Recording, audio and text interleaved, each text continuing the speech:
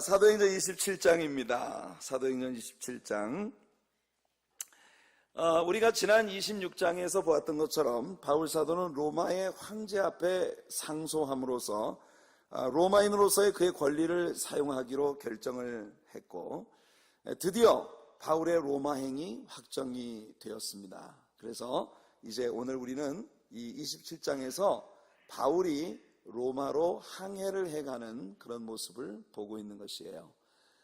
여러분, 멀미약을 좀 드시고 오시라고 했는데 멀미약을 좀 드시고 오셨는지 모르겠어요. 우리가 좀 단단히 마음을 먹고 27장을 열어야 할 것 같습니다. 자, 1절을 보겠습니다. 같이 한번 읽어볼게요.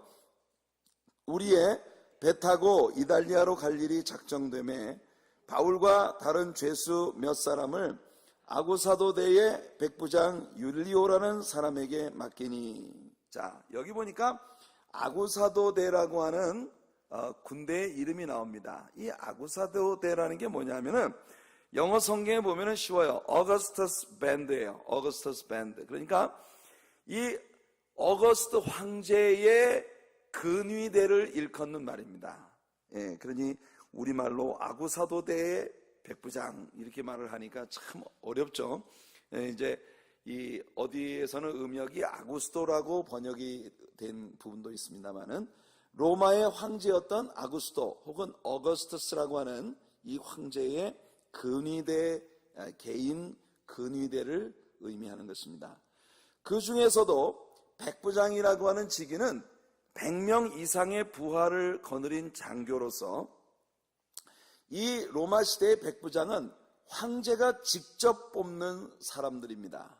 그래서 이 로마 시대의 백부장들은 대개 아주 좋은 인격을 갖추고 또 실력을 갖춘 훌륭한 사람들이 많았다는 거예요. 우리가 성경 안에서, 신약 성경 안에서 몇 사람의 백부장을 만납니다. 사실 그때마다 우리는 그들이 대단히 훌륭한 인격과 소양을 갖춘 그런 인물들이었다는 것을 발견하게 됩니다. 마태복음 8장 5절부터 13절까지 말씀을 보시면 자신의 하인이 병들어 있을 때에 그 하인을 위해서 예수님께 왔던 백부장을 우리가 만납니다. 이 사람은 로마 군대의 백부장이지만은 피지배 국가의 한 랍비에게 자기의 하인, 자기의 종에 그때 당시로서는 거의 생명 보존권이 없고 수혜칠 가치조차도 없는 물건처럼 여겨지고 있었던 자신의 수하에 있는 하인 한 사람의 질병을 위하여 피지배 국가의 랍비에게 나와 간청을 하는 그런 모습을 보입니다. 그것만으로도 굉장히 이 백부장이 사려 깊고, 그리고 비록 자신의 종이지만 인격적으로 그 사람의 안위와 생명에 대해 굉장히 존중하고 있는 그런 인격을 가진 사람이라는 걸 우리가 엿볼 수 있는데요. 게다가 이 백부장은 예수님께 내 집에 들어오시는 것을 내가 감당치 못하겠습니다. 말씀으로만 하옵소서. 그리하면 내 하인이 낫겠나이다. 사실은 나도 남의 수하에 명령을 받는 군인이고 내 수하에도 많은 쫄병들이 있어 내가 그들을 더러 가라면 가고 오라 하면 옵니다. 그런 것처럼 나도 내 하인도 당신의 종이오니 다만 명령으로만 하시면 모든 일이 주님의 명령대로 이루어질 것입니다 라고 하는 의미가 담긴 신앙 고백으로 우리 예수님을 아주 크게 기쁘시게 했던 그런 인물이 바로 이 백부장입니다. 예수님은 이 백부장을 보고 주변을 둘러보시면서 내가 온 이스라엘 가운데서도 이런 믿음은 보지 못했다고 그렇게 극찬을 하셨어요. 사람들이 예수님께 와서 이 백부장이 유대인들을 위해 회당을 지어주기도 했던 아주 좋은 인물이었다는 평판을 예수님께 하고 있는 모습을 우리는 봅니다. 또한 우리 예수님께서 십자가에 못 박혀 죽으실 때 예수님의 십자가 처형을 주도했던 로마 군대의 백부장을 우리는 알고 있습니다. 이 백부장은 바로 예수님의 십자가를 집행하는 군대의 대장으로서 이 모든 일들을 집행하면서 십자가 위에서 남기시는 예수님의 7마디 말씀과 그 처절하게 죽음을 당하는 그 끔찍한 광경 속에서도 자기를 찌르는 자들을 위해 하나님께 중보하며 아버지, 저들의 죄를 용서하여 주옵소서. 저들은 저들이 하는 일을 알지 못함이니이다. 그러면서 당신의 생명을 아버지께 의탁하고 그 십자가 주변에서 벌어지고 있는 이 모든 일들에 대해 목숨을 내려놓는 그 순간까지도 배려와 사랑과 따뜻한 구원의 주님으로서의 모든 일들을 감당하시는 모습을 지켜보면서 백부장은 마침내 예수님의 죽음과 함께 이렇게 탄식처럼 그의 고백을 내뱉게 됩니다. 그는 실로 하나님의 아들이었도다.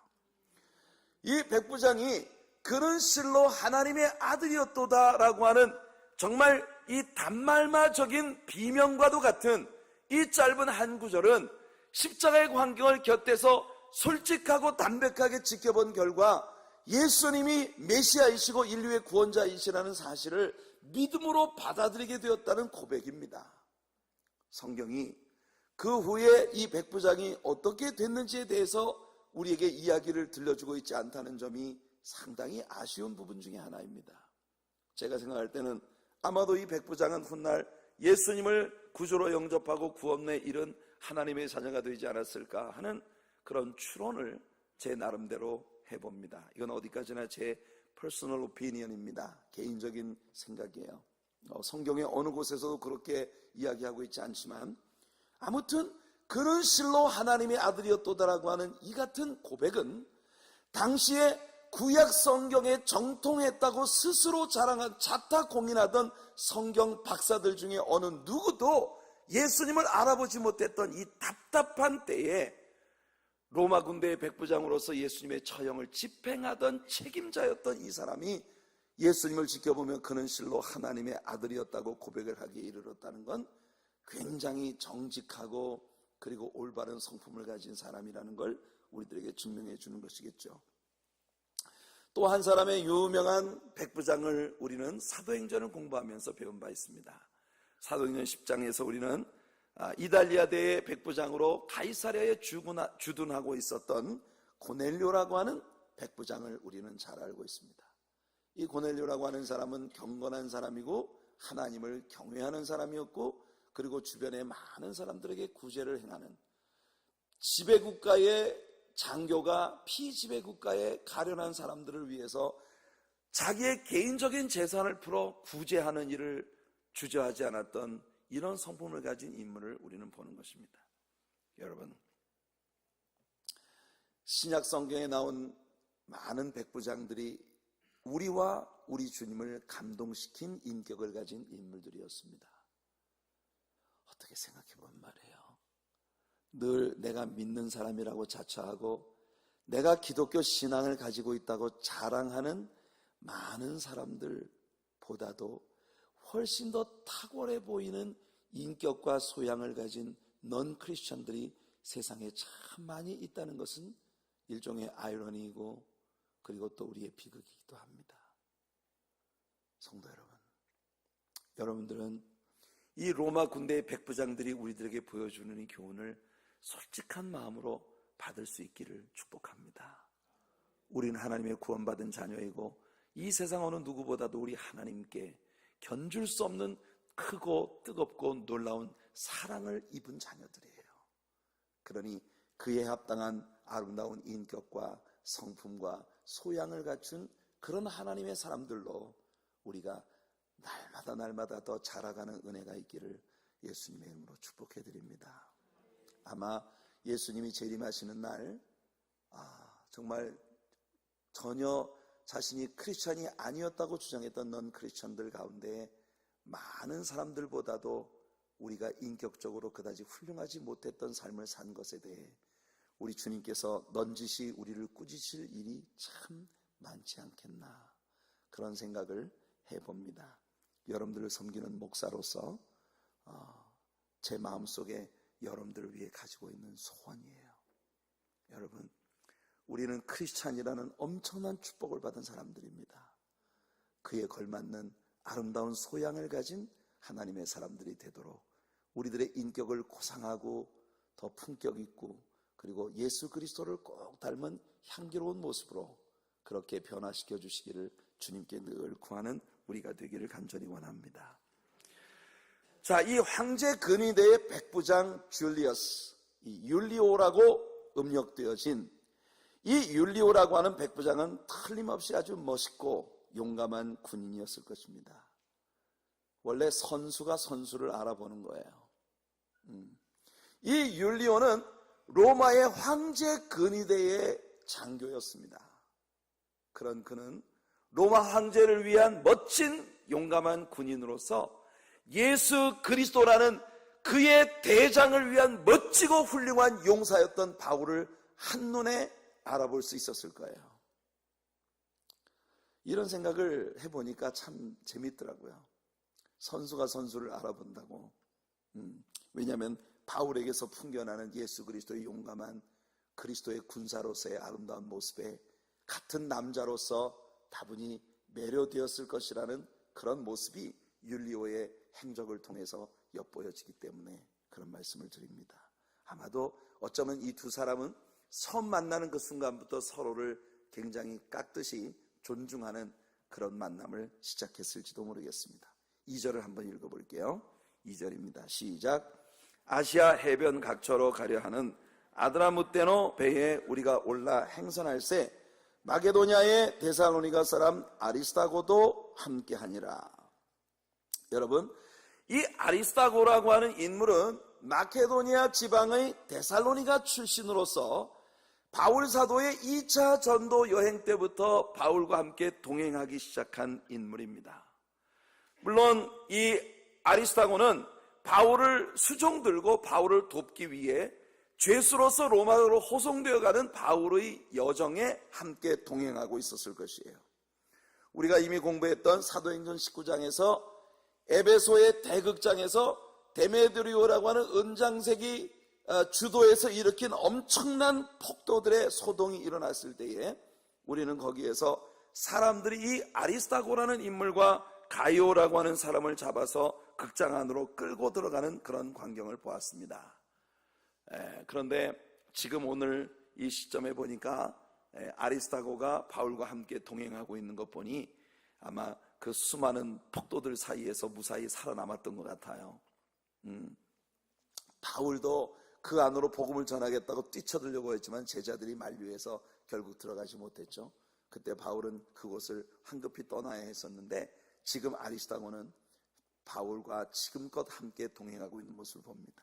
뿐만 아니라 나중에 바울 사도가 로마의 감옥에서 썼던 서신서들을 보면 그 서신의 맨 끝에 아리스다고가 너희에게 문안하느니라 라고 하는 말이 덧붙여 있는 모습을 보게 됩니다. 이것을 볼 때 아리스다고는 로마의 감옥에서 바울 사도의 인생의 마지막 여정을 보내는 동안까지도 바울을 도우며 바울 곁에 함께했던 동역자였다는 사실을 알게 되는 것입니다. 하나님의 종에게 이런 동역자가 함께 있다는 것은 너무나 귀하고 축복된 일일 것입니다.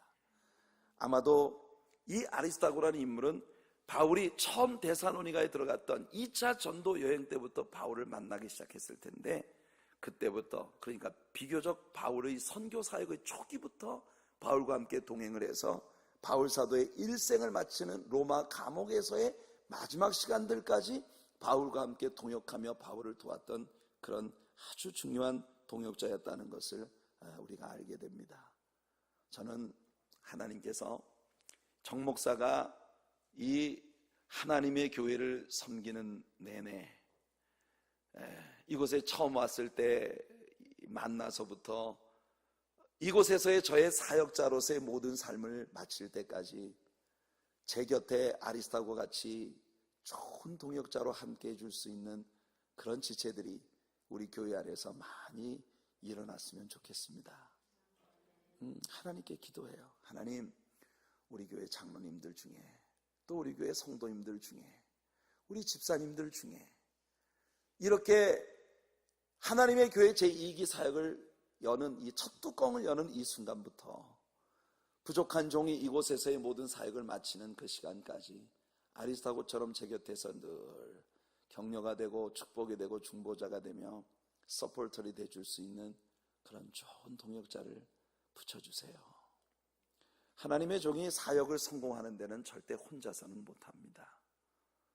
아주 훌륭한 장로님들이 곁에 서줄 때, 훌륭한 성도들이 그 곁에 서줄 때 비로소 하나님께서 그에게 기름 부으시고 맡기신 모든 사명들을 완수할 수 있는 것이에요. 여러분들 중에 어느 누구도 팔을 접고 관망하며 정 목사가 어디 얼마나 잘하나 보자, 이런 관점으로 저를 지켜보는 분들은 한 분도 없으시길 바라요. 기왕에 정 목사님을 우리 교회에 보내주셨는데 정 목사님이 이곳에 있는 동안에 하나님께서 그냥 끝내주게 멋있는 목사님으로 들어쓰시도록 내가 도와야지, 내가 옆에서 지원해야지. 어떤 위험이 다가와도, 어떤 어려움이 다가와도 그 에베소에 모여있는 수많은 광분하는 군중들 중 절반 이상이 자기들이 왜 여기서 이 짓을 하고 있는지도 모르는 그 무지막지한 사람들 속으로 끌려 들어가면서까지도 신뢰를 놓지 않는 그런 아리스토고 같은 그런 동역자가 곁에 있을 때 비로소 하나님의 종들은 사역에 성공할 수 있는 것입니다. 아무리 실력이 출중하고 영성이 뛰어나고 별별 재주를 다 가지고 있다 하더라도 곁에 성도님들의 도움이 없이는 사역자가 사역을 할 수가 없는 것이에요. 저는 우리 하나님의 교회 안에 이 아리스토고 같은 귀한 일꾼들을 많이 하나님이 세워주시기를 간절히 소원합니다. 오늘 저녁 이곳에 있는 여러분이 바로 아리스토고가 되시기를 예수님 이름으로 축복해드립니다.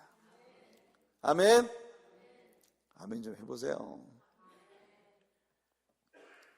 3절을 읽어보겠습니다. 시작. 이튿날 시돈에 되니 율리오가 바울을 친절히 하여 친구들에게 가서 대접받음을 허락하더니, 자, 이 가이사랴에서부터 이 아드라무테노라고 하는 이 배는 가이사랴에서부터 지금의 터키 변경, 그러니까 소아시아의 해안선을 따라서 이탈리아로 가는 커다란 상선을 만날 수 있는 곳까지 이 해안선을 따라서 여러 마을들을 가는 곳마다 정박하고 화물을 싣고 손님을 태우고 또 내려주고 또 가고 하는 이런 완행 스타일의 배였던 것이에요. 그래서 이 배를 타고 가이사랴에서 시돈까지는 겨우 35마일 정도밖에는 안 되는 곳인데, 이들이 타고 간 배는 일종의 완행 스타일의 그 상선이었기 때문에, 완행선이었기 때문에 하루를 꼬박 항해를 해서 이튿날에 걸쳐서야 시돈에 도착을 한 모습을 봅니다. 자, 백부장 율리오는 바울에게 아주 친절했어요. 그는 바울이 시돈에 있는 여러 크리스찬들과 마음껏 교제를 나누도록 해주었고, 이 백부장이 이끌고 가는 다른 많은 죄수들이 있었습니다마는 다른 죄수들과는 달리 바울이 포박을 당하지도 않았고, 그는 로마의 시리즌으로서 로마 황제에게 상소를 한 사람이기 때문에 자유롭게 친구들을 만나고 또 친구들로부터 접대도 받을 수 있도록 배려를 해 주었던 것이에요. 그래서 4절을 읽어보겠습니다. 4절 시작. 또 거기서 우리가 떠나가다가 바람의 거슬림을 피하여 구브로 해안을 의지하고 횡선하여.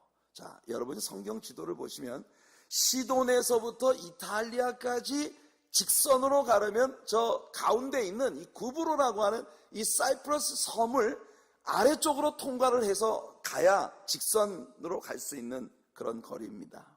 그러나 바람이 너무 심해서 먼 바다로 나갈 엄두를 내지 못하기 때문에 구브로 섬과 내륙 사이의 협곡지대를 지나가는 것이 더 안전한 항해로 여겨지고 있었던 것이에요.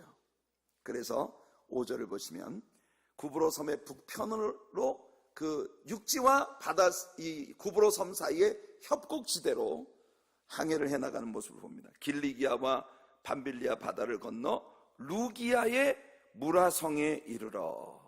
네. 여러분 여기서 보는 대로 이 여행은 처음부터 그리 쉽지 않았습니다. 바울은 8월에 여행길에 올랐지만 다음해 3월 초까지도 로마에 도착하지를 못했습니다. 그러니까 그의 로마행은 약 6개월여가 소요되었던 것이에요. 바다에서 이렇게 오래 항해를 한다는 것은 결코 쉬운 일이 아닙니다. 자, 그들은 이제 루기아 성의 무라라고 하는, 루기아 지역의 무라라고 하는 성읍에 도착을 했습니다. 6절을 읽어볼게요. 시작. 거기서 백부장이 이달리아로 가려 하는 알렉산드리아 배를 만나 우리를 오르게 하니. 자, 여기서 우리는 다시 우리라고 하는 주어에 주목하게 됩니다. 여기 누가도 함께 바울의 로마행에 동행하고 있다는 사실을 암시하고 있는 것이죠. 그러니까 우리는 최소한 로마로 가는 바울의 동행 중에 있었던 세 사람을 알고 있습니다. 바울과 아리스타고 그리고 누가, 이 세 사람이 함께 동행을 하고 있다는 것을 봅니다. 이 무라라고 하는 도시에서 알렉산드리아 선적의 큰 무역선으로 이 사람들이 갈아타게 되는 거예요. 자, 7절을 읽어볼게요. 시작. 배가 더디가 여러 날 만에 간신히 니도 맞은편에 이르러 풍세가 더 허락지 아니하므로 살몬의 앞을 지나 그레데 해안을 의지하고 행선하여. 여러분이 성경 지도를 보시면 이들이 그레데 섬의 동쪽 끝에 와 있다는 사실을 발견하게 될 것이에요. 그곳은 무라에서 그리 멀지 않은 곳이지만 바람으로 인해서 여러 날 만에 간신히 거기까지 이동을 했다는 것입니다. 8절을 읽어보겠습니다. 시작. 간신히 그 연안을 지나 미항이라는 곳에 이르니 라세아 성에서 가깝더라. 네, 이 미항, Beautiful Harbor이라고 하는 이름을 가진 아주 아름다운 그런 항구 도시를 그들이 이제 도착을 했습니다. 이 미항은 크레테 섬의 겨우 중간 지점에 위치하고 있는 그런 지점이에요. 그러니까 얼마나 항해가 어렵게 전개되고 있는가 하는 것을 우리는 보게 되는 것입니다. 자, 9절을 읽겠습니다. 시작. 여러 날이 걸려 금식하는 절기가 이미 지났으므로 행선하기가 위태한지라 바울이 저희를 권하여. 여기서 금식하는 절기라고 하는 것은 바로 욤키퍼, 즉 대속죄일을 의미합니다. 이 해에는 10월 중순에 이 절기가 있었던 것이에요. 이제 그들은 11월에 이 바다를 더 이상 항해할 수 없다는 것을 알고 있습니다. 왜냐하면 우리가 이미 배운 대로 겨울철은 지중해에 있어서 태풍 시즌이기 때문에 이 11월 이후에 바다를 항해한다고 하는 것은 굉장히 무모한 짓이라는 것이에요. 그래서 그들은 어디선가 겨울을 지낼, 과동을 하게 될 장소를 찾아야 하는 것이에요. 그래서 10절에 바울이 권하는 말씀이 나옵니다. 읽어볼게요. 시작. 말하되 여러분이여, 내가 보니 이번 행선이 하물과 배만 아니라 우리의 생명에도 타격과 많은 손해가 있으리라 하되. 이 배는 물론 무역선이었습니다마는 율리오는 황제 근위대 장교였기 때문에 그 배의 항해에 대해서 대단한 결정권을 가지고 있었던 것이에요. 그리고 바울은 지금 율리오에게 뭔가 의견을 개진할 수 있는 위치에 있었다는 것입니다. 흥미로운 일이죠. 그런 분위기가 지금 전개되고 있어요. 그러니까 율리오가 이 상선의 움직임에 대해서 뭔가를 결정할 수 있는 결정권자의 위치에 있었고, 바울 사도는 그에게 이렇게 하는 게 좋을 것입니다라고 조언을 할 수 있을 만큼의 릴레이션십이 형성이 되어 있다는 사실을 우리가 여기서 보고 있는 것입니다. 자, 그러나 11절과 12절 읽어보겠습니다. 시작. 백부장이 선장과 선주의 말을 바울의 말보다 더 믿더라. 그 항구가 과동하기에 불편하므로 거기서 떠나 아무쪼록 베닉스에 가서 과동하자 하는 자가 더 많으니, 베닉스는 그레데 항구라. 한편은 동북을, 한편은 동남을 향하였더라. 여러분, 이 그레데라고 하는 섬이 정말 코딱지만한 작은 섬입니다. 그런데 이 섬에서 벌써 얼마나 오랜 시간을 조금 움직이고는 정박하고 또 조금 움직이고 정박하고 이 끝에서 저 끝까지 가는데 얼마나 오랜 시간을 파도와 싸우면서 지금 애를 쓰고 있는가 하는 것을 우리가 지금 보고 있는 것이에요. 이 배가 지금 미항을 지나가고 있다면 그곳으로부터 가장 가까운 곳은 라세아 성입니다. 하지만 그 성은 작고 마도로스들에게 별로 매혹적인 곳이 아니었어요. 왜냐하면 마도로스들은 배가 정박해 있는 시간들 동안 그 도시에 내려서 여러 가지 선술집이라든지 이 마도로스들이 바다사나이들로서 즐길 수 있는 모든 그런 쾌락의 문화가 있는 도시를 선호하기 때문에. 그러니까 배의 선주와 선장은 겨울을 과동하기에 이 라세아 성이라고 하는 작은 성은 별로 매력적이지 않다라고 하는 결론을 내린 것입니다. 그러나 불행했던 것은 바울이 의견을 낼 수 있을 만큼의 자유는 있었지만 백부장은 그 배의 물리적 주도권을 잡고 있는 사람들의 이야기를 바울의 말보다 더 믿었다는 것이에요. 여러분, 지난 주일에도 이야기했습니다만 여러분들의 생을 살아가면서 어떤 중대한 결정을 내려야 할 때에 하나님의 말씀이 뭐라고 하는가, 여기에 첫 번째 우선권을 둘 수 있는 지혜가 여러분들에게 있으시기를 예수님 이름으로 축복해드립니다. 베닉스라고 하는 말은 영어의 피닉스입니다. 피닉스. 우리가 애리조나인가요? 그러면 피닉스라는 도시가 있죠. 그 피닉스라고 하는 도시와 같은 이름이에요. 베닉스라고 우리말에 음력이 되어 있습니다만은 크레테 섬의 서쪽 끝에 위치하고 있으니까 한 도시가 위쪽은 이렇게 동북쪽을, 또 아래쪽은 동남쪽을 향하고 있는 크레테 섬의 서쪽, 여러분들이 보시기에 서쪽 끝에 위치하고 있었던 바로 그런 도시였던 것입니다. 그러니까 이들의 항해는 그저 크레테 섬의 해안선을 따라서 서쪽으로 조금씩 이동하는 별로 위험해 보이지 않는 여행이었어요. 그러나 현실은 그들의 생각과 아주 달랐습니다. 13절부터 15절까지 읽어보겠습니다. 남풍이 순하게 불매 저희가 득의 한 줄 알고 닻을 감아 그레데 해변을 가까이 하고 행선하더니 얼마 못되어 섬 가운데로서 유라굴로라는 광풍이 대작하니 배가 밀려 바람을 맞추어 갈 수 없어 가는 대로 두고 쫓겨가다가, 나중에 보면 이 배에 탄 사람들의 숫자가 모두 276명이었다는 사실을 우리가 알게 됩니다. 그러니까 이 배는 굉장히 큰 배예요. 당시에 배 안에 276명이 타고 있었다고 하면 상당히 큰 배였습니다. 하지만 그렇게 큰 배를 오직 배 밑창에 있는 노예들의 노젓기에 의해서 움직이는, 그런 인력으로 움직이는 그런 그 상황에서 이 폭풍을 이긴다고 하는 것은 결코 쉬운 일이 아니었다는 거죠. 그래서 그들은 바람이 부는 대로 그저 노젓기를 포기하고 내버려 둘 수밖에 없었다는 것입니다. 그러니까 여러분 생각해 보세요. 육지를 코앞에 두고도 이 사람들은 엄청난 바람에 밀려서 정처 없이 바람이 끄는 대로 이리저리 왔다 갔다 하고 있다는 것이에요. 우리 주님을 떠나서 방황을 하는 것은 꼭 우리 주님의 나라로부터 한 100만 마일 이상 안드로메다까지 멀리 떨어져야 될 필요는 없습니다. 예수님과 나 사이가 10m밖에 안 되는데도 천지를 분간할 수 없는 깊은 어둠 속에서 생명이 경각에 달하는 그런 경험을 할 수 있는 게 우리들의 모습이라는 거예요. 여러분 기억하십시오. 주 떠나가시면 내 생명 헛되네. 즐겁고 슬플 때 늘 계시옵소서. 이것이 여러분 믿음의 고백이 되시길 바랍니다.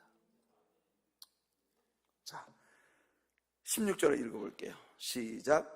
가우다라는 작은 섬 아래로 지나 간신히 거루를 잡아. 이 가우다라고 하는 섬은 크레테에서 약간 남쪽으로 떨어진 아주 작은 섬이었어요. 이렇게 큰 배는 보통 해안 가까운 곳에 직접 정박할 수 없기 때문에 해안 가까운 곳에 닻을 내려놓고 큰 배로부터 이 도시까지 승객들을 싣고 가는 거룻배가 항상 이 배 옆에 매달려 있어야 되는 것이에요. 그게 여기 간신히 거루를 잡아 하는 말이, 그 배 옆에 거룻배를 달고 다녔는데 태풍이 너무너무 심하기 때문에 이 거룻배가 이 배의 본체를 때려서 서로 깨어지기 십상인 것이에요. 그래서 사공들은 이 거룻배를 배 위로 끌어올리려고 몸부림을 치고 있는데 이게 쉽지가 않습니다. 자, 17절 근근덕신 17절입니다. 읽어볼게요. 시작. 끌어올리고 줄을 가지고 선체를 둘러감고 스리디스에 걸릴까 두려워 연장을 내리고 그냥 쫓겨가더니, 자 보십시오. 그들은 거룻배를 배 위에 겨우 끌어올려 놓고 난 후에 파도에 부딪혀서 배가 깨어질까 염려되므로 그 큰 밧줄로 배를 칭칭 동여맵니다. 그리고 스르디스라고 하는 일종의 바다 속에 있는 모래산에, 모래톱에 이 배가 부딪히게 될까 염려하면서 그저 바람 부는 대로 염려는 하되 그들이 할 수 있는 일은 아무것도 없었고 바람 부는 대로 배가 움직이게 내버려 둘 수밖에 없었다는 거예요. 연장을 내리고, 그들이 배 안에서 사용하는 모든 툴을 다 포기해 버렸다는 것이에요. 그리고 다만 바람이 끄는 대로 이리저리 밀려가고 있는 그런 모습을 우리가 여기서 보고 있는 것입니다. 자, 18절부터 20절을 읽겠습니다. 시작. 우리가 풍랑으로 심히 애쓰다가 이튿날 사공들이 짐을 바다에 풀어버리고 사흘째 되는 날에 배의 기구를 저희 손으로 내어버리니라. 여러 날 동안 해와 별이 보이지 아니하고 큰 풍랑이 그대로 있음에 구원의 여망이 다 없어졌더라.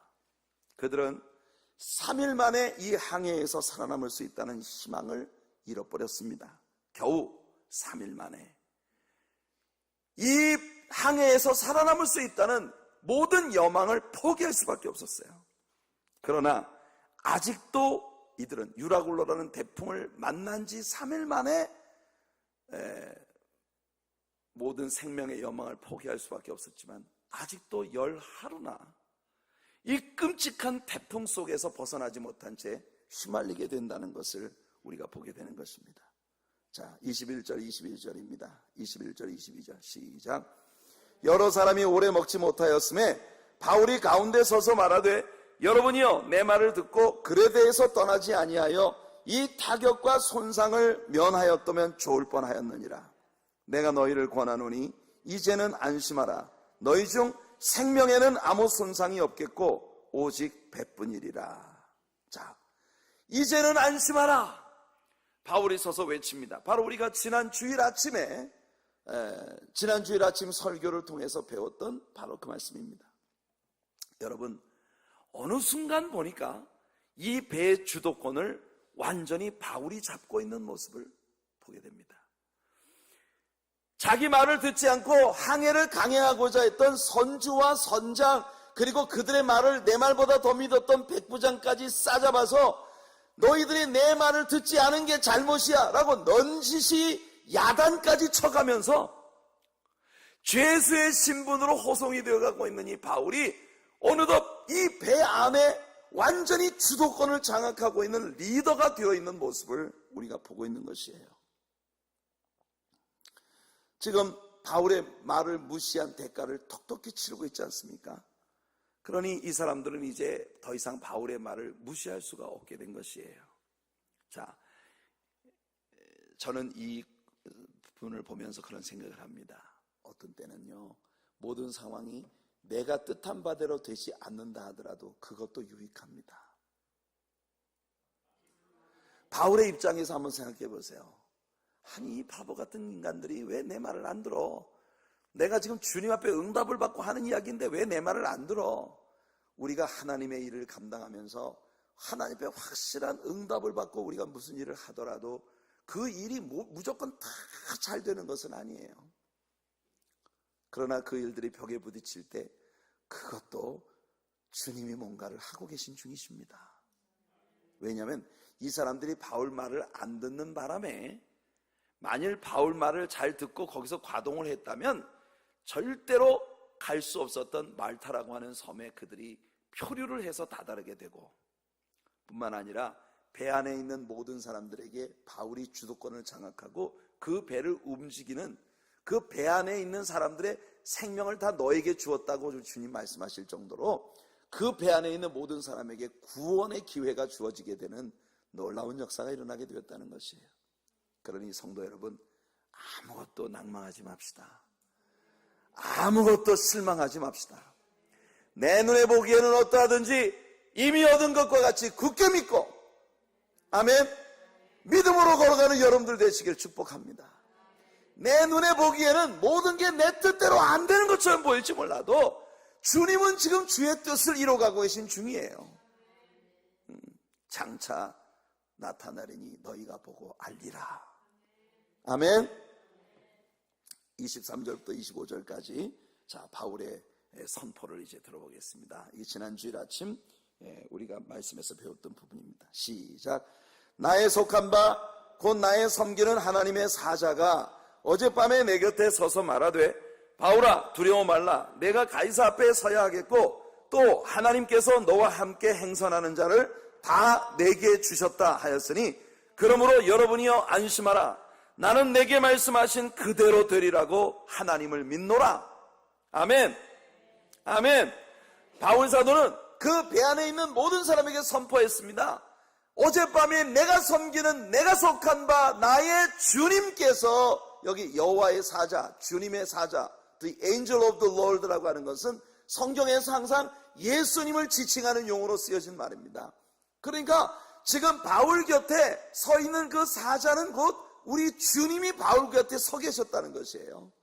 그러니까 바울 곁에 예수님이 함께 하시면서 바울에게 이렇게 말씀하셨습니다. 너와 함께 행선하는 자를 다 내게 주었다.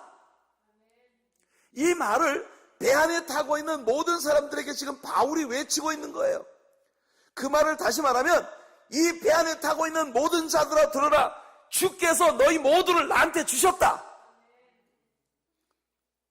얼마나 멋진 일입니까? 여러분들 주변에 있는 모든 사람들에게 여러분들이 그렇게 선포할 수 있는 믿음의 사람들이 되시기를 축복합니다. 아멘. 여러분들 직장생활 하다 보면 까탈스럽게 옆에서 정말 속을 부활을 지르고 아주 그냥 속 썩이는 그런 사람들이 옆에 있을 때가 있잖아요. 그죠? 근데 여러분, 바울처럼 여러분들이 믿음으로 굳게 서면 어느 날 그 사람들을 다 여러분들한테 붙여주십니다. 그들의 구원이 다 여러분들의 손에 달려있는 것. 얼마나 멋진 일이에요. 뉴욕과 뉴저지를 하나님께서 우리 하나님의 교회에 주셨다고요. 이럴 때 아멘을 못하는 분들은 대체 뭔 생각을 하고 계신 겁니까?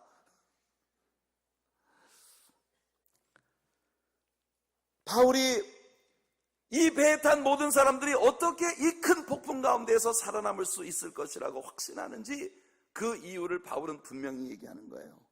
첫째 이유는 이 폭풍 속에서 예수님이 바울과 함께 계시기 때문입니다. 두 번째 이유는 예수님께서 상기시켜 주신 바 바울의 사명이 아직 남아있기 때문이에요. 그가 로마의 황제 앞에서 예수님의 복음을 전해야 한다는 아직까지 바울이 완수하지 못한 사명이 그에게 남아있는 한 이 사명을 감당하기까지는 하나님께서 바울을 지켜주시리라는 확신을 바울은 가질 수 있었다는 것이에요. 그래서 지난주일 아침 설교를 통해 우리가 뭘 배웠습니까? 비전이 식지 않는 한, 비전이 죽지 않는 한 우리는 하나님의 지키심을 받을 것이다. 아멘. 그러니까 여러분들 하나님께서 나를 지켜달라고 간구하기 전에 하나님께서 나를 지켜주셔야만 되는 이유를 먼저 구하십시오. 돈을 달라고 구하기 전에 돈이 내게 있어야만 되는 이유, 하나님께서 내게 돈을 주시는 일이 얼마나 매력적일 수 있는지 그 이유를 먼저 하나님 앞에 구하는 여러분들 되시기를 축복합니다.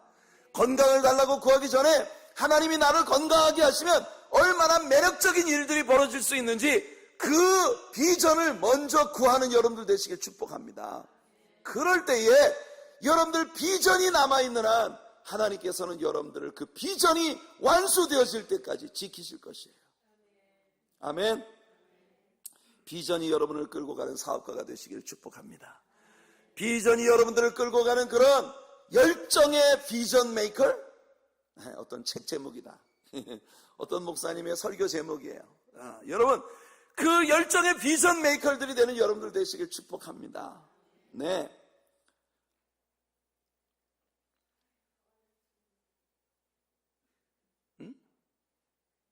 뭐라고요? 제 소리가 너무 커요? 어려워요?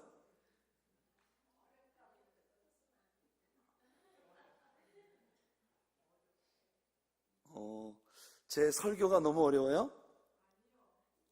그렇게 사는 게 너무 어렵다? I know. 예, agree. 예, 그래요. 이게 쉬운 일은 아니지만, 여러분 얼마나 우리가 꼭 소유해야만 할 믿음이겠습니까? 믿는 신자로 우리가 세상에 살 바엔 우리가 이런 믿음을 가지고 한번 살아봐야 되지 않겠어요? 아멘. 네, 그런 여러분들이 되시길 축복합니다. 바울이 에베소에 있을 때 그는 자기가 마케도니아와 아가야 지방을 지나서 예루살렘을 방문한 후에 로마도 가야 되겠다고 이야기했습니다. 그러나 이건 바울의 계획이었을 뿐이에요. 그는 예루살렘에서 큰 폭동을 만났고 결국 유대인들에게 복음을 전할 두 번의 기회를 모두 무산시키고 난 후에 그날 밤 예수님께서 바울 곁에 서셔서 그를 격려하신 것입니다. 예루살렘에서 네가 나를 증거한 것처럼. 바울은 자신이 예루살렘에서 처절하게 실패했다고 믿었는데, 그래서 좌절과 낙심 가운데 있었는데 예수님은 바울이 예루살렘에서 예수님을 증거했다고 인정해 주신 거예요. 얼마나 멋진 일입니까? 여러분들은 사명을 감당하는데 실패했다고 느낄지 모르지만 하나님은 여러분들이 애쓰신 것을 그대로 인정해 주시고 계시다는 거예요. 네가 예루살렘에서 증거한 것처럼 로마에서도 나를 증거해야 할 것이다. 그리고 여기 이 폭풍 가운데에서도 주님이 바울과 함께 하시고 그를 격려해 주시는 거예요. 우리가 이런 예수님을 믿는 사람들입니다. 이거 왜 이러십니까? 네? 우리가 이런 주님을 소유한 자들이에요. 할렐루야. 그래서 바울은 함께 배에 탄 모든 사람에게 큰 소리 치고 있는 거예요. 우리는 반드시 로마로 갈 것이다. 그리고 다음 장에서 우리는 그들이 로마에 도착한 모습을 보게 되는 것입니다. 할렐루야. 생애 폭풍이 다가올 때 쉽게 절망하지 마십시오. 다만 여러분의 주의를 예수님께만 집중시키시기를 축복합니다. 그것이 중요해요. 예수님께서 뭐라고 말씀하시는지 주의 깊게 들으세요. 그러면 우리는 그 말씀 속에서 주님의 약속들을 발견할 수 있을 것입니다.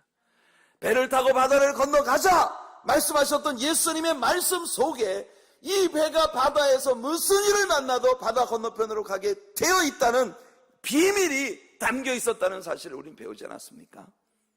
그러니까 우리는 언제나 예수님께만 집중하면 됩니다. 옛날 사람들이 호랑이한테 잡혀가도 정신만 차리면 된다는데 내가 정신 차린다고 호랑이가 한테 안 물립니까?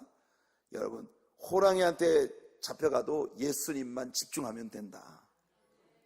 이게 맞는 말이에요. 할렐루야. 여기 주님께서 너와 함께 배에 타고 있는 모든 사람들을 너에게 주었다라고 말씀하셨어요. 얼마나 영광스러운 일입니까? 이 배에 탄 사람들은 사실 바울 덕에 산 거예요. 바울 덕에 산 거예요.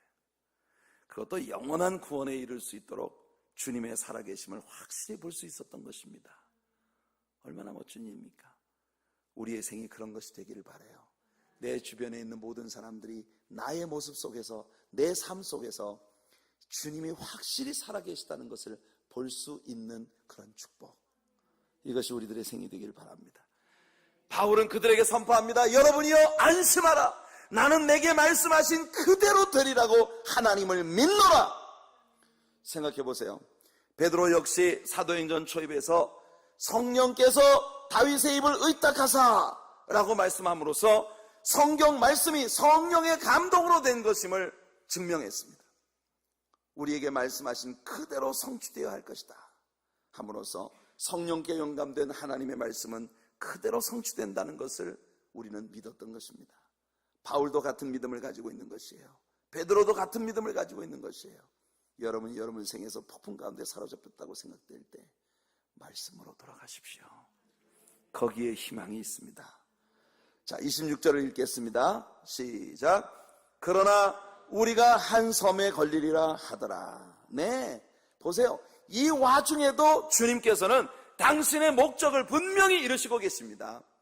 대체 이 엄청난 폭풍에 배가 이리 밀리고 저리 끌리는데 그러다가 한 섬에 이 배가 걸리게 되는데 그 섬이 뭐냐? 처음부터 예수님께서 이 배를 끌고 가고 싶으셨던 목적지 중에 하나예요. 그 섬에 있는 토인들, 그 섬에 살고 있는 인디오들을 구원시키고자 하는 우리 하나님의 계획이 이 배를 여기까지 끌고 가신 것이에요. 그래서 여러분, 우리가 지난 주일날 배웠던, 지난 주일날 함께 했던 찬양이 있지 않습니까? When the oceans rise and thunders roll, I will soar with you above the flood. Father, you are king over the, 뭐죠? Storm? I will be still, know you are God. 이 찬양 가사가 말하는 것처럼 Father, you are the king over the storm. 우리의 생에 어떤 종류의 폭풍이 다가와도 그 폭풍 속에서도 우리 주님은 여전히 왕이십니다. 당신의 뜻을 이루시는 분이시라는 것이에요. 우리는 그 주님을 믿는 백성들이고요. 자, 27절을 읽겠습니다. 시작. 열나흘째 되는 날 밤에 우리가 아드리아 바다에 이리저리 쫓겨가더니 밤쯤쯤 되어 사공들이 어느 육지에 가까워지는 줄을 짐작하고, 밤중이었지만 이 사공들은 육지의 짐승 소리나 혹은 육지에 부딪히는 부서지는 파도의 소리 같은 것들을 통해서 이 배가 지금 어느 육지에 가까이 다가가고 있다는 것을 짐작하고 있었다는 것이에요. 자, 28절부터 32절 읽겠습니다. 28절부터 32절 시작. 물을 재어보니 20길이 되고 조금 가다가 다시 재어보니 15길이라. 암초에 걸릴까 하여 고물로 닷 넷을 주고 날이 새기를 고대하더니 사공들이 도망하고자 하여 이물에서 닻을 주려는 채하고 거루를 바다에 내려놓거늘 바울이 백부장과 군사들에게 이르되 이 사람들이 배에 있지 아니하면 너희가 구원을 얻지 못하리라 하니 이에 군사들이 거루줄을 끊어 떼어버리리냐. 와우. 여러분, 자, 이 전개되고 있는 일들을 보세요. 이제는 백부장과 모든 군사들이 바울의 명령을 다 듣고 있습니다. 이 백부장이 이끄는 모든 군대의 명령권자가 이제 바울이에요. 가만 보니까 20길을, 좀 더 가서 보니까 15길, 좀 더 가까이 가다가는 이 배가 이 암초에 부딪혀서 깨어질 염려가 있으므로 거기에 고물이라고 하는 것은 배의 후미를 이야기합니다. 이물이라고 하는 것은 배의 이 선두를 이야기하는 거예요. 배의 앞부분, 머리 부분을 이야기하는 것이에요. 그래서 고물 뒤에다가 닻을 4개를 들여놓고 날이 새기를 기다리는데, 사공들이 이 배에 붙어있는 배에 있는 거룻배가 이 모든 사람들을 다 태울 수 없다는 걸 알기 때문에 사공들이 몰래 이 거룻배를 내려서 자기들만 도망을 치려고 생각을 하고 있는 거예요. 이 세월호 선원들처럼 말이죠. 예, 곧 침몰을 앞두고 있는 배를 두고 자기들끼리 도망치려고 이 거룻배를 갖다가 지금 내리려고 하는데 바울이 백부장한테 가서 일러줍니다. 쟤들 도망가면 너희들은 날 샜어. 저 사공들, 이 항해 전문가들이 없는 한 너희들은 이 바다에서 죽을지도 몰라. 그러니까 못 도망가게 해야 된다. 그러니까 군인들을 보내가지고 백부장이 거룻배를 달고 있는 밧줄을 다 끊어버렸어요. 그러니까 이 큰 배에서 이제는 작은 배로 옮겨 타고 어디론가 갈 수 있는 모든 희망이 다 사라져버린 것이에요. 확실히 바울이 이 배의 리더입니다. 자, 33절 34절 읽어보겠습니다. 시작. 날이 새어가매 바울이 여러 사람을 음식 먹으라 권하여 가로되 너희가 기다리며 먹지 못하고 줄인 지가 오늘까지 열나흘인즉 음식 먹으라 권하노니 이것이 너희 구원을 위하는 것이요 너희 중 머리털럭 하나라도 잃을 자가 없느니라. 이제 배 안에 있는 사람들은 누구나 바울을 주목하고 있어요. 그리고 바울은 대단히 실질적인 사람입니다. 그는 영적인 사람이에요. 그는 성령님의 감동에 깨어 있었던 사람이고 주님과의 교제에서 늘 깨어 있었던 인물입니다. 주님의 지도 아래 있었던 사람이에요. 그래서 주님의 인도하심을 받는 사람이지만 여전히 그는 실질적인 인물입니다.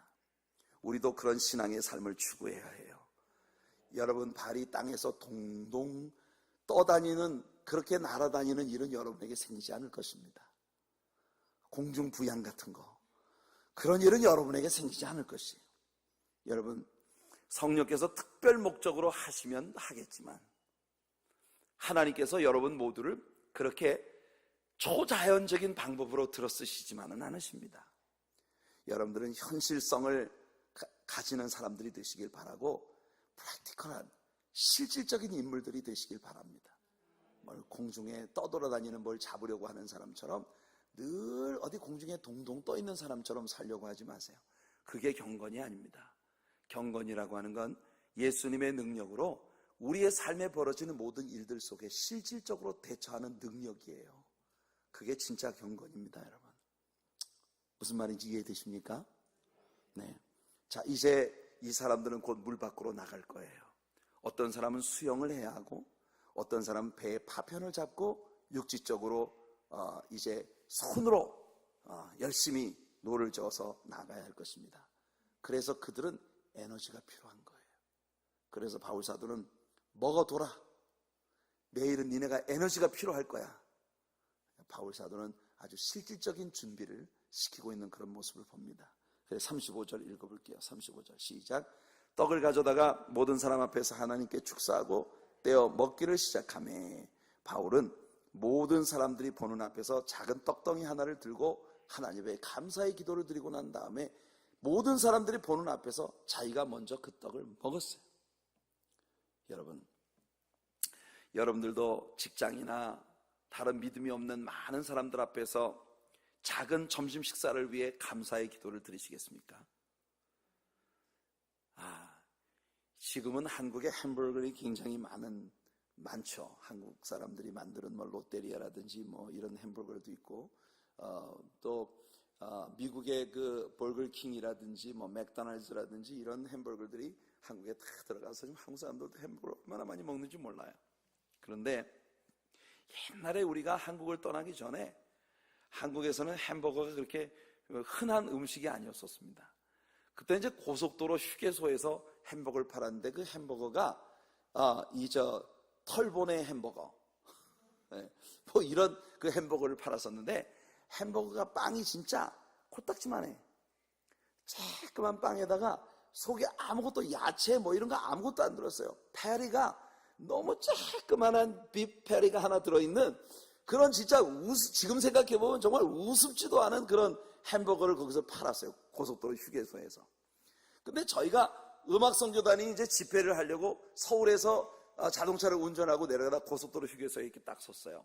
근데 등치가 이따맣게 산만한 미국 사람 하나가 요따만한 햄버거 하나를 들고 그 털보네 햄버거 집 앞에서 얼마나 하나님 앞에 정말 흐뭇하고 행복이 넘치는 표정으로 감사의 기도를 드리고 있는지 우리가 그 모습을 보면서 저 진짜 눈물겹다.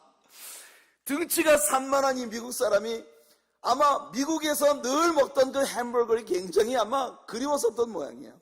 그래가지고 그 고속도로 휴게소에서 요만한 햄버거 하나를 손에 들고 얼마나 하나님께 감사의 기도를 드리고 있는지 그걸 보면서 참 신기하다고 느낀 적이 있었는데, 여러분, 작은 일에 하나님 앞에 감사하는 모습은 누가 보더라도 너무나 아름다운 모습이에요. 우리 하나님의 교회 성도님들에게 그런 매력이 있으시기를 축복합니다.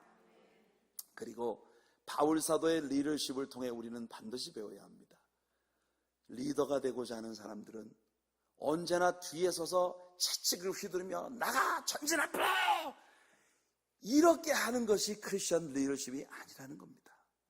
모든 사람들이 보는 앞에서 앞장서 나아가며 남들이 힘겨워서 못하는 것을 손수 내 힘으로 먼저 해가면서 본을 보이고 내가 그걸 하는 것을 보면서 사람들이 나를 통해 용기를 얻을 수 있도록 해주는 것이 크리스천 리더십의 전형이에요.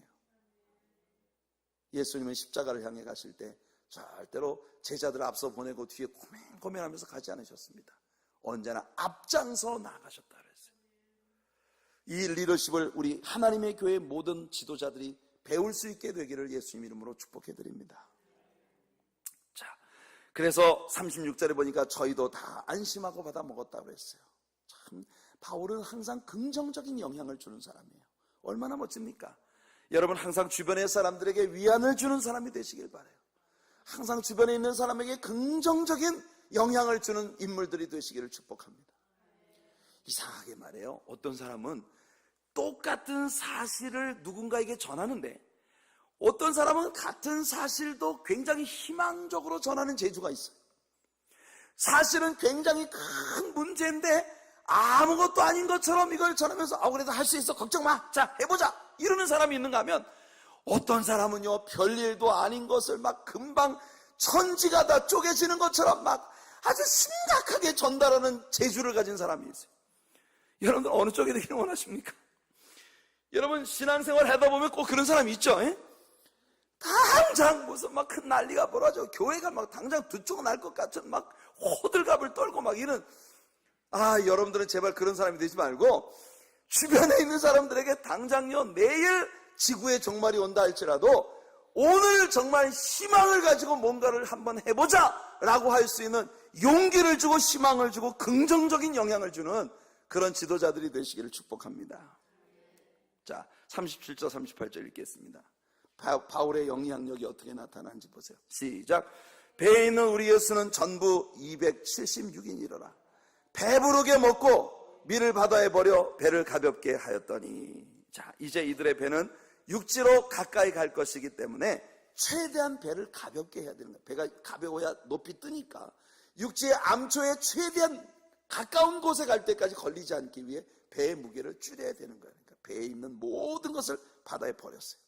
그리고 배를 가볍게 하고 이제 수화물까지 다 버린 겁니다. 그러니까 바울이 말이 맞았잖아요. 그 선장과 선주는 이제 큰일 났습니다. 그때 무슨 보험이 있었던 시대도 아닌데 예, 참 바울의 말을 들었으면 좋았을 걸 하고 있었을 거예요. 자, 39절 읽어보겠습니다. 시작. 날이 샘에 어느 땅인지 알지 못하나 경사진 해안으로 된 항만이 눈에 띄거늘 배를 거기에 들여다 댈 수 있는가 의논한 후. 그러니까 항만이라고 하는 것은 육지에서 바다로 나가는 일종의 크릭을 이야기하는 거예요. 여러분, 우리 이 뉴욕에는 무슨 킬 하는 이름을 가진 그 지명이 많습니다. 그렇죠? 스파크 킬, 뭐 무슨 킬, 월 킬, 이런 그 킬이라는 이름을 가진 지명들이 많아요. 그게 다 무슨 말인지 아십니까? 이 킬이라고 하는 것은요, 이렇게 그 수로를 이야기하는 거예요. 수로. 그러니까 여기에서부터 어떤 하천을 따라서 바다로 나갈 수 있는 그런 수로들을 무슨 킬 그렇게 부르는 거예요. 뉴욕에 사시니까 그 정도는 아셔야죠. 예, 정 목사 설교를 듣다 보면 별걸 다 배웁니다. 그러니까 얼마나 좋아요. 여러분들은 복 터진 사람들이세요. 자, 바로 그런 거예요. 그런 수로를 따라서 이제 그 들어갈 수 있는지 보는 겁니다. 자, 40절 41절 읽겠습니다. 시작. 닻을 끊어 바다에 버리는 동시에 깃줄을 늦추고 돛을 달고 바람을 맞추어 해안을 향하여 들어가다가 두 물이 합하여 흐르는 곳을 당하여 배를 걸매 이 물은 부딪혀 움직일 수 없이 붙고 고물은 큰 물결에 깨어져 가니. 자, 이 말은 무슨 말이냐면 이 크릭을 따라서 항만을 따라서 항구로 들어가는 입구에 딱 왔는데 두 개의 큰 물줄기가 합하는 그런 이 자리에 딱 걸려버린 거예요. 배의 선두는 두 개의 물줄기에 끼어서 꼼짝을 못하는데 이 선미 부분은, 배의 뒷부분은 부딪혀오는 파도에 점점 깨어지기 시작하고 있는 그런 모습을 보이는 거예요. 자, 실감 나시죠? 자, 그래서 42절 읽어보겠습니다. 42절 시작. 군사들은 죄수가 헤엄쳐서 도망할까 하여 저희를 죽이는 것이 좋다 하였으나, 여기 위기의 순간이 다가옵니다. 우리는 이 군사들이 왜 죄수들을 죽이려는지 압니다. 만약 이들이 죄수를 놓친다면 그 죄수들이 받을 형량만큼 그들을 호위하고 가는 군사들이 다 받아야 되기 때문에 아마 많은 죄수들이 있었다면 군사들은 전부 다 처형을 당할지도 몰라요. 그러니까 이 군사들은 당연히 죄수들을 죽이려 했을 것이고 바울에게 또 한 번 위기가 오게 된 것입니다. 왜냐하면 바울도 죄수의 신분으로 가고 있는 것이니까. 그런데 43절 44절 읽어보세요. 시작. 백부장이 바울을 구원하려 하여 저희의 뜻을 막고 헤엄칠 줄 아는 사람들을 명하여 물에 뛰어내려 먼저 육지에 나가게 하고 그 남은 사람들은 널조각 혹은 배 물건에 의지하여 나가게 하니 마침내 사람들이 다 상륙하여 구원을 얻으니라. 할렐루야. 역사 가운데 최초의 서핑 보드에 대한 기록이 여기에 나오고 있어요. 해 아래 새 것이 없어요. 역사 가운데 최초의 서핑보드에 대한 이야기가 여기 나오는 겁니다. 배에 파편을 붙들고 사람들이 서핑을 해서 육지에 가서 다다르게 되었는데, 오늘 보니까 사람들이 다 상륙하여 구원을 얻으니라 이렇게 되어 있습니다. 자, 이렇게 해서 사도행전 27장이 끝났습니다. 27장은 온통 어두컴컴한 날들에 관한 장이었어요. 어려움으로 가득했고 위기로 가득했던, 배는 깨어지고 열 나흘 동안 물에 푹 젖어 있었던 사람들의 모습을 우리는 봅니다. 그러나 이 폭풍 속에서도 주님은 여전히 바울과 함께 계셨어요. 성경 여행을 하면서 이렇게 길게 느껴지는 챕터는 정말 없는 것 같아요. 마치 우리의 인생길에서 최고의 힘든 시간을 보내는 것 같은 그런 모습을 보는 것 같습니다. 이 장이 끝나는 시점까지도 아직 이 장의 고난의 이유들에 대한 설명이 나오지 않습니다. 얼마나 많은 때 이것이 우리들의 인생의 모습입니까? 내 인생의 종장이 거의 끝나가는 것 같은데도 내 인생에 왜 이다지도 고난 속에 있었어야 하는지 해답을 아직 만나지 못한 그런 경우에 우리가 처한 것이 얼마나 많아요. 그러나 여러분, 우리는 다음 장에서 갑자기 27장 전체를 통해 왜 이다지도 엄청난 고난을 받아야만 했는지 그 고난의 이유들에 대한 해답을 얻게 됩니다.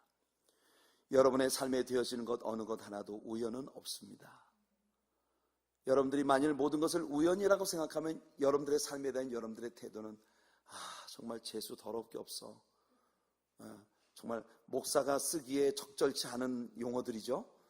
그렇지만 이게 제 설교의 내용이 아니고 사람들이 그런 식으로 말을 한다고 인용하는 것 뿐입니다. 내 인생에 다가오는 것이 모두 우연이라고 한다면 사람들은 그렇게 생각해요. 왜 하필이면 내가 이런 일을 만나야 했어? 다른 사람 다 괜찮은데 왜 나만 이러냐고. 그러니까 불평과 원망뿐이죠. 그러나 우리 크리스천들은 알아야 합니다. 적어도 하나님의 백성들에게 되어지는 어떤 일도 우연히 그냥 벌어지는 일은 없다는 것을, 우리 인생의 다음 장에 들어가 보게 되면 우리는 거기에서 하나님의 선명한 해답을 만나게 될 것입니다.